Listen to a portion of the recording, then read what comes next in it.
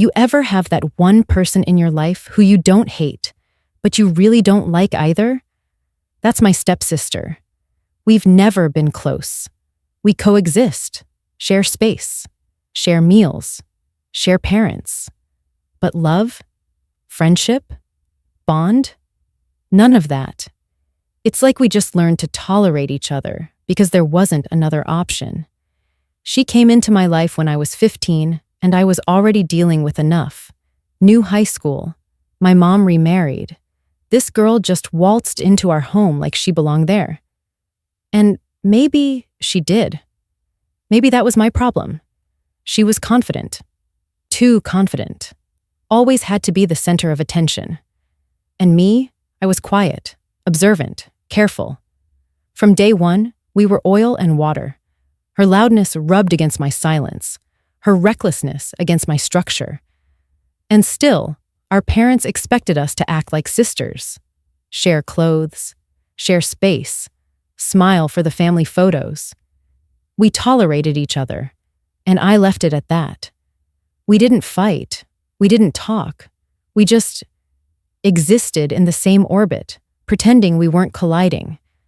Now let me tell you about my boyfriend. Well, ex, obviously, but back then, he felt like my safe space. He was calm where my home was chaos, kind where my stepsister was cutting. And when I was with him, I felt seen, heard, valued. At least I thought I was. We met in college, same English class. He sat next to me because I had a pink pen and he asked to borrow it. That's it. That small. That random. But something about the way he smiled when he said thanks made my stomach flutter. And from there, it became late-night calls, spontaneous coffee runs, slow kisses in parking lots. For 2 years, I thought I was building something real with him. We had inside jokes, favorite shows. He knew how I liked my cereal. I knew how he liked his back scratched before bed. It wasn't perfect. No relationship is. But when I tell you I did not see this coming, I mean it. There were no signs. No obvious ones, at least. And even if there were, love has this way of putting blinders on you. Makes you think, nah, he'd never. Oh, but he would. And he did. And the worst part? It happened in my own house. The house I grew up in. The house where my mom made pancakes on Sundays and my dad hung up our family photos. That kitchen? It had my memories. My childhood. And now, it has that moment burned into it. But we're not there yet. Because first, I want to take you back. I want to walk you through how betrayal doesn't always come in big, explosive moments. Sometimes it creeps in quietly. Sometimes it kisses someone else in your kitchen while you're sitting downstairs thinking they love you. This is the story of how I found out. And how they still don't know I know. But they will. Okay, so picture this. It's a Thursday night. Kinda cold. Rainy. The type of night where you just want to curl up in a hoodie, binge some Netflix, and cuddle. I invited him over. Nothing fancy, just chill time. We were downstairs in the basement, lights dim, snacks on the coffee table, wrapped up in this old throw blanket my mom keeps trying to throw away. I love that blanket. It's like soft in all the right ways and smells like fabric softener and childhood. We were watching this dumb movie he picked. Some action flick where the plot didn't even matter, just stuff blowing up every 5 seconds. And somewhere between the second explosion and me roasting the lead actor's terrible haircut, he got up and said, "I'm gonna grab a drink. Want anything?" I said, "Yeah, a Sprite if we have it." He smiled and nodded. Casual. Normal. Everything about it seemed so damn normal. But then, he didn't come back. 5 minutes go by. 10. 15. I'm thinking, okay, maybe he's talking to my mom or something. Maybe the fridge is empty and he's checking the garage. I even thought maybe he's using the bathroom. But 20 whole minutes? For a drink? So I get up. Stretch. Flip off the movie. and I head upstairs. I wasn't trying to snoop. Honestly, I was just annoyed. I wanted my soda. I wanted him to stop being weird. I just wanted to go back to the basement and act like a cute couple for a night. And then I saw them. I swear to God, I thought I was dreaming. Or like my brain short-circuited. Because when I reached the top of the stairs and turned the corner into the kitchen, there they were. He was standing close to the counter. She was leaned up against it. And their faces? Way too close. Then it happened. He leaned in. She didn't stop him. Their lips touched. Software slow. Familiar. Like they've done this before. And everything in me froze. My ears started ringing. My heart was pounding so loud I swear I could hear it echo in my skull. My hands were shaking. I didn't even know what to do with my face. My body. I was just stuck. I stepped back quietly, like I was the one doing something wrong. And you know what? That's how I know this wasn't the first time. You don't just kiss someone in your girlfriend's house, in the kitchen, of all places, unless you're already comfortable with the secret. They didn't even flinch. They didn't look around. They didn't whisper. The audacity? On another level. I went back downstairs, didn't even say a word. I sat there on the couch, heart racing, staring at the paused screen of that dumb action movie, trying to convince myself I didn't just see what I saw. But I did. And I'm not gonna let it go. You know those few moments after something really messed up happens, but before the world reacts to it? That eerie, still, quiet moment where everything feels suspended? That's where I lived for the next couple of days. I didn't say anything. Not to him, not to her, not to anyone. I just observed. I played my role. Girlfriend, daughter, stepsister. But I was watching everything like I was outside of my own body. She was acting like nothing happened, like she hadn't just pressed her lips against the guy I had been planning a future with, laughing at stupid memes, singing in the shower, borrowing my nail polish like she wasn't a walking, talking betrayal in Target socks. And him? Oh, he had the nerve to text me later that night after he left, like everything was fine. Had fun tonight. Sorry I took forever upstairs. Your mom caught me on the way to the kitchen, lol. I stared at that message for so long, my thumb hovering over the screen like I was deciding whether to detonate a bomb. He lied. So easily, like he didn't have my trust bleeding out on that kitchen tile. I didn't reply. I couldn't. Because if I replied, I'd lose it. And I wasn't ready to lose it. Not yet. I needed a plan. I needed proof. I needed to know why. So I watched. I waited. I paid attention. Every whisper, every glance, every time she giggled a little too loud when he was around, every time his phone buzzed and he tilted it away from me. And you know what? I started to see it. The things I missed before, the moments I brushed off, the times I told myself I was just being insecure. But I wasn't. I was right. And now I had eyes wide open. This wasn't going to end with me crying into my pillow while they played house behind my back. Number, if they wanted to play games, they were about to meet the referee. All right, so listen. If you're ever in a situation where you know something shady is going on, but you don't have solid proof yet, let me tell you, that instinct, that little voice in your gut, believe her. She's never wrong. Because once I saw them kissing in my kitchen, something flipped in my brain. I went from heartbroken to straight-up FBI mode in seconds. Like if there were Olympic medals for catching cheaters, gold, every time. I didn't storm into the kitchen. I didn't cry or scream. That's what they expected. That's what people like them think you'll do. They count on your silence, your confusion. They think if they smile in your face, you'll forget what you saw with your own eyes. But not me. Not this time. I started collecting receipts like I was building a case for court. I wasn't about to go off emotion. I needed facts. So if they wanted to play dirty, I was going to get smarter. The first thing I did, I went through my stepsister's Instagram. Now, I'm not the stalking type, not normally, but something told me I'd find something. And oh, honey, I found plenty. Old posts, weird captions. One from about 2 months ago, her in my favorite hoodie. My hoodie. The one I left at his apartment a week before that post even went up. The caption said, "Cozy nights, favorite things." Excuse me?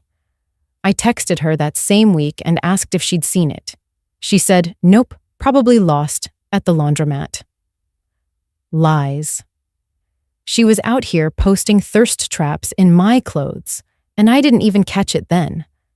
Then I checked his Venmo. Yes, I went there.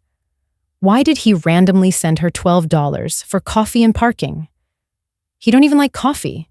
He's a Red Bull type of guy. And since when are y'all meeting up where there's parking fees? And the more I looked, the more I saw it. Little moments, little cracks, the late replies, the inside jokes I didn't understand, the times she'd randomly be in a good mood when he was around, the way she'd walk out of the room when I answered his FaceTime. It was all there. I just hadn't connected the dots before. So then I went deeper. I checked the shared iPad in the kitchen, the one my mom uses to check recipes. Guess what? This man's texts were still logged in from a month ago. Sloppy, careless, typical. I opened messages and scrolled. Not even 2 minutes in, I see a thread with her name, and I swear my stomach dropped. The texts weren't even that explicit, which almost made it worse. They were familiar, casual, like this wasn't a fling. This was comfortable, like it had been going on for a while. Things like, "Don't wear that dress again. I can't concentrate when you do, LOL." Or, "She was literally downstairs. I thought we were going to get caught." Caught? Caught? That means there were other moments, other nights, other kisses. It wasn't a mistake. It wasn't a one-time thing. This was a thing. And that's when the anger hit. Not just heartbreak, not confusion, not shock, rage. They played in my face, over and over, smiled at me, lied to me, shared meals with me while sneaking around like two little rats in heat. But you know what? I wasn't going to give them the satisfaction of seeing me fall apart. Number I was going to play the long game. Because people like that, they don't just break your trust. They try to break your sense of self. They want you to doubt your memory, your worth, your instincts. I wasn't about to let them win that. So I kept collecting. I screenshotted everything. I saved photos, backed up texts, and most of all, I acted like nothing had changed. Because the quiet ones, we're not weak, we're waiting. And when I strike, they're both gonna feel every ounce of the pain they tried to bury under lipstick and fake smiles. By now, I had enough evidence to burn their little betrayal to the ground. But I didn't want to just confront them. Number that was too easy, too short-lived. I didn't want a moment. I wanted an experience, something they'd remember every time they try to lie to another woman again. So I planned it out. Smooth, calculated, no slip-ups. First step, keep it casual, keep it light. Make them believe I was clueless. I didn't want to give them even a hint that the storm was coming. So the next day, I did the unthinkable. I invited both of them to dinner. Yes, together. I texted my boyfriend, "Hey babe, I miss you. Want to come over Friday?" "I'll cook." He replied in under 30 seconds. "Of course. Can't wait. You're the best." Puke. Then I told my stepsister, Mom's asking if we can do a little family dinner Friday night. Nothing fancy. She rolled her eyes and said, Ugh, fine. I guess. Perfect. I spent the next 2 days preparing like it was my wedding and a funeral combined, cleaning the house, setting the table, lighting candles, and not just any candles. I'm talking soft lavender vibes with golden light that made everything feel safe, homey, comfortable. I wanted them relaxed. I wanted them off guard. And I wanted to be dressed like a dream while I did it. So I wore that dress. You know, the one. The one he said he loved on me. The one that made him bite his lip every time I wore it. Tight enough to kill, soft enough to distract. Hair done, lashes long, gloss popping. When he walked in and saw me, he smiled so wide like I had just solved world peace. You look amazing, he said. I know, I replied with a grin. Come on in. And her? She showed up late, of course, wearing her fake little smile, acting like she hadn't been tonguing down my boyfriend behind my back. I poured her wine. I hugged her like a sister. I even complimented her boots. Oscar-worthy. Dinner started normal. Laughs. Small talk. I asked about his job. She pretended to care about mine. We joked about old high school drama. I brought out dessert, lemon cake, his favorite. And just when they both were comfortable, I made my move. I stood up, tapped my glass, and said, I actually have something I want to share. Just a little surprise for the people I love most. They both leaned in. I pulled out my phone, opened the screenshots, and airdropped them to the living room TV. Every single one. The texts, the Instagram post, the Venmo receipts, everything. I stood there and watched their faces go from casual to confused to absolutely wrecked. Her mouth dropped open. He said, Wait, what is this? Like he didn't recognize his own dirty little words. I know, I said, voice calm, almost too calm. I've known for days. I just wanted to see how far you two would go. Turns out, pretty damn far. Silence, thick and heavy, like the air itself couldn't believe what was happening. My mom peeked in from the kitchen. Everything okay in here? I looked at her, smiled sweetly, and said, Oh yeah. Just exposing some filth. I didn't yell. I didn't cry. I didn't beg either of them to explain, because they couldn't. There was no excuse for kissing someone in her own kitchen while she was downstairs watching the movie you picked out. There's no defense for betrayal served cold with dessert. He tried to speak. Listen, I messed up, okay? But I cut him off. You didn't mess up. You chose, and that's the difference. So now I'm choosing too, to walk away from both of you. And her? She didn't even try. She just sat there stunned, red-faced, silent. I grabbed my slice of lemon cake, walked past them both, and said over my shoulder, You two can clean up. I'm done playing house. You ever set off a bomb and just watch the pieces fly? That's exactly what it felt like after I dropped the receipts on that TV screen and walked out like a queen exiting a battlefield, unbothered, untouched, and holding a plate of lemon cake like it was my mic drop. But the real drama? That didn't happen at the dinner table. It happened after. Because once people show you who they are in private, and then you show everyone else, oh, that's when the aftershocks hit. Let me break it down for you. I went to my room, locked the door, and put on music loud enough to drown out whatever pathetic little argument they were having downstairs. I didn't want to hear it. I didn't care what they had to say to each other. Apologies, excuses, finger-pointing, not my business anymore. About an hour later, I got a text from him. Please just talk to me. I swear it didn't mean anything. Didn't mean anything? Sir, You were making out with my stepsister like it was a scene from a Nicholas Sparks movie, in my family's kitchen. You think I care what it meant now? Blocked. Then she had the nerve to knock on my door. Soft knock, like she was scared. "Can we talk?" she said through the door. "Please, I didn't mean for it to happen. I didn't mean to hurt you." Didn't mean to? Girl, what did you think was gonna happen? That we'd braid each other's hair and laugh about it? I didn't even respond. I turned my music up louder. Let her sit in that silence. Now, you'd think after that kind of exposure, she'd move out, or at least stay out of my face for a while. But no, she stayed, walking around like nothing happened. Like she wasn't the reason I suddenly stopped eating dinner with the family, or locking my bedroom door every time I left it. My mom eventually asked what happened. She could feel the tension, hear the silence. Moms always know. So I told her. I didn't cry. I didn't exaggerate. I told her word for word what I saw, and I showed her the screenshots.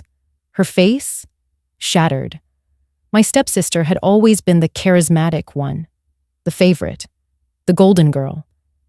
And now my mom was looking at her like she was a stranger. It wasn't just my relationship that broke that night. It was everything. The trust, the peace, the illusion that we were some kind of happy, blended family. Gone. My mom didn't say much. She just hugged me, real tight, and I could tell she felt guilty, like somehow she brought this betrayal into my life. But I told her, this isn't on you. This is all them. And now they get to sit in it. So, remember how I said I airdropped the receipts to the TV? Well, apparently my cousin, who was there, took a video of the whole moment and, posted it. No names, just the drama. And let me tell you, people started talking.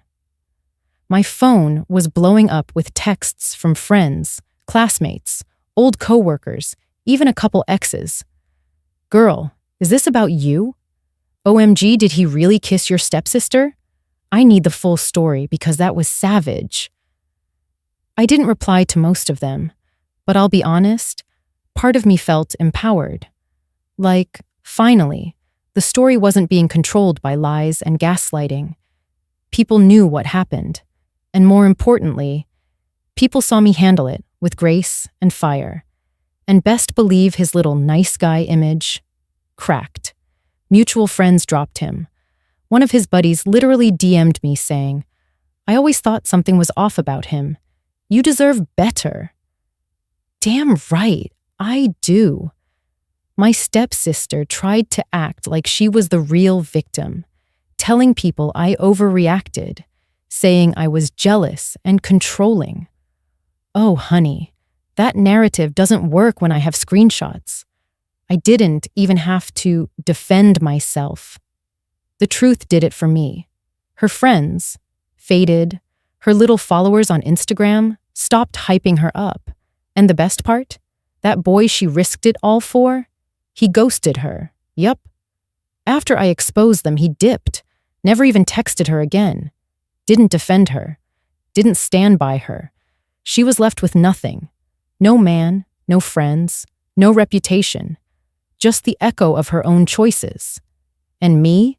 I glowed up, literally. Started hitting the gym. Started wearing colors I used to avoid.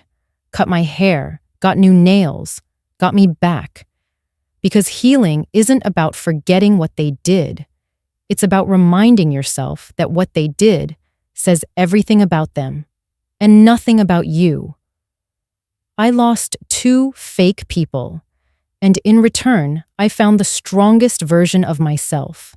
You ever watch someone try to come back into your life after they burned the bridge, danced on the ashes, and then acted confused when they couldn't walk back over? Yeah, that's what this chapter is about. Because, see, once the dust settled and the whispers stopped, something interesting happened. They both came crawling back. Of course they did. About a month after the whole thing blew up, I got a letter. Yes, a letter. Like we're in 1997. It was folded all neat. No return address. Just my name on the front. Written in his messy-ass handwriting. Inside? A full-page, guilt-ridden, I made a mistake monologue. He wrote about how he missed me, how he didn't even know why he did what he did, how he was confused and lost and felt empty without me. My favorite part? You were always too good for me. I think I tried to sabotage it because I knew I didn't deserve you. Oh, wow. What a revelation. A whole month later, after kissing my stepsister like she was some side quest in your romantic game. Did I respond? Nope. I folded that letter, tossed it in my bathroom trash can, and then dropped my exfoliating body scrub on top of it. Because that's all he was now. Something to cleanse out of my system. And then, she tried again too.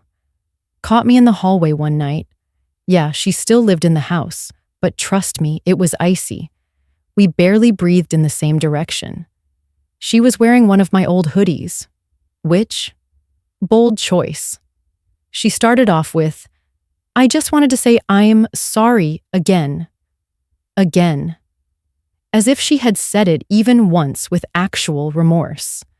Then she hit me with, I know I messed up, but you've always been kind of distant with me, and maybe if we had been closer, this wouldn't have happened. Oh, so I made you betray me now? That's when I knew she hadn't learned a single thing.